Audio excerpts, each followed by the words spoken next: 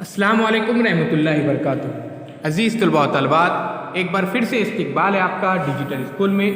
آج ہم جماعت 7ویں مضمون شہریت سبق نمبر 5 بنیادی حقوق اس سبق کے سوالوں کے جوابات دیکھیں گے۔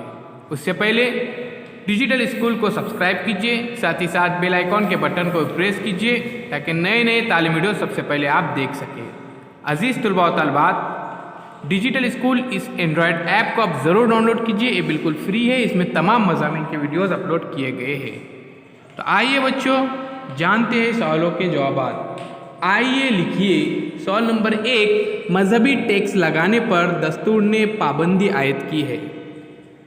تو اس کا جواب دیکھتے ہیں۔ سب سے پہلے ہم دستور نے شہریوں کو مذہبی آزادی دی ہے، لیکن حکومت پر مذہبی ٹیکس عائد کرنے کی پابندی ہے۔ مذہبی ٹیکس کا استعمال کسی مخصوص مذہب کے فروغ کے لیے کیا جا سکتا ہے، اس لیے دستور نے مذہبی ٹیکس لگانے پر حکومت پر پابندی عائد کی ہے۔ سوال نمبر 2، دستوری حل کا حق سے کیا مراد ہے؟ تو جواب دیکھیے،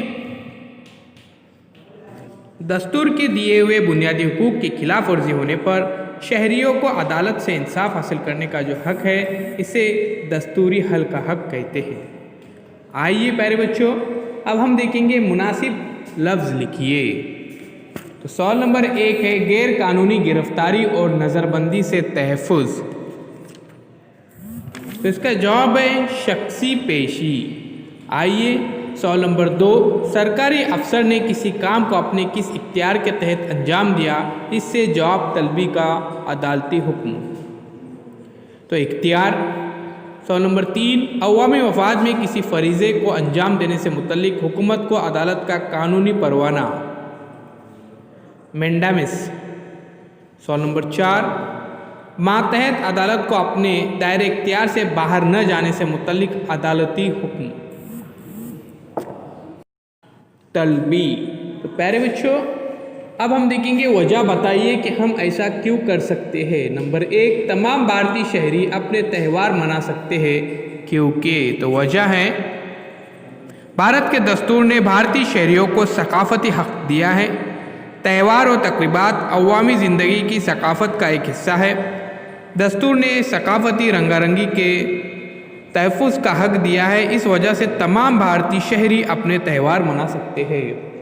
سوال نمبر 2، میں اردو زبان میں تعلیم حاصل کر سکتا ہوں کیونکہ۔ بھارتی دستور نے شہریوں کو تعلیم کا حق دیا ہے، اس حق کے مطابق شہری اپنی زبان، رسم الخط، ادب کا تحفظ کر سکتے ہیں، اپنی مادری زبان کے فروغ کے لیے کوششیں بھی کر سکتے ہیں۔ اس وجہ سے دستور میں دیے ہوئے تعلیم کے حق کے مطابق اردو زبان میں تعلیم حاصل کر سکتا ہے۔ حقوق کے خلاف ورزی کی ہماری درخواست پر عدالت غور کر کے مسئلے کو حل کرنے کی کوشش کرتی ہے۔ نمبر 2، حکومت سے مالی امداد حاصل کرنے والے تعلیمی اداروں میں مذہبی تعلیم لازمی نہیں کی جا سکتی۔ تو یہ تھے سوالوں کے جوابات بنیادی حقوق حصہ 2 کے۔ امید کرتا ہوں پیارے بچوں تمام سوالوں کے جوابات آپ لکھیں گے اور اسے یاد بھی کریں گے۔ تو چلیے اب ڈیجیٹل چینل کو سبسکرائب کرتے ہیں، ساتھ ہی ساتھ بیل آئیکن کے بٹن کو بھی پریس کیجیے تاکہ نئے تعلیمی ویڈیو سب سے پہلے آپ دیکھ سکیں۔